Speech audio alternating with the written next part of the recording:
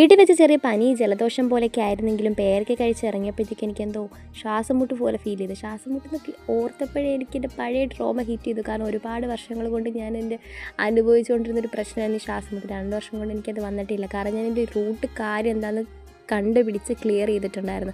അപ്പോൾ ഈ ശ്വാസം മുട്ടൊക്കെ വരുവാണെങ്കിൽ എന്താ സംഭവം എന്ന് ക്ലിയർ ആക്കുക. അതിനെപ്പറ്റി എനിക്ക് എന്തുകൊണ്ടാണ് ശ്വാസം മുട്ടുന്നത് ഞാൻ പറയാം ഒരു വീഡിയോയിൽ.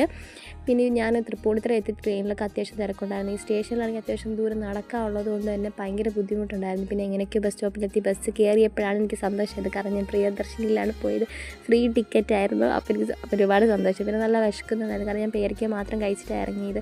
പിന്നെ ഒരു കട്ടൻ ചായയൊക്കെ കുടിച്ചു. ശരിക്കും എനിക്ക് കട്ടൻ ചായ കാപ്പി ഗേളല്ല ഞാനെങ്കിലും അവസ്ഥ കൊണ്ട് കുടിച്ചു. എന്നാലും എനിക്ക് പിന്നെ എന്താ ഛർദ്ദിക്കാൻ പോലൊക്കെ ഫീൽ ചെയ്ത്. പിന്നെ റൂമിലേക്ക് പോകാതെ നേരെ ഓഫീസിലേക്ക് പോയി. കാരണം ടൈം അത്രയും പോയിട്ടുണ്ടായിരുന്നു. പിന്നെ അവിടെ നിന്ന് എനിക്ക് ഓഫീസിൽ എത്തിയപ്പോൾ സ്റ്റീഫൻ ചേട്ടൻ എനിക്ക് ചുക്കാപ്പിയൊക്കെ ഉണ്ടാക്കി തന്നു. പക്ഷേ എനിക്ക് കുറവൊന്നുമില്ലായിരുന്നു. പിന്നെ രാവിലെ ആയപ്പോഴത്തേക്കും ഓഫീസിൽ നിന്ന് ഹോസ്പിറ്റലിലേക്ക് കൊണ്ടുപോയായിരുന്നു. അപ്പോൾ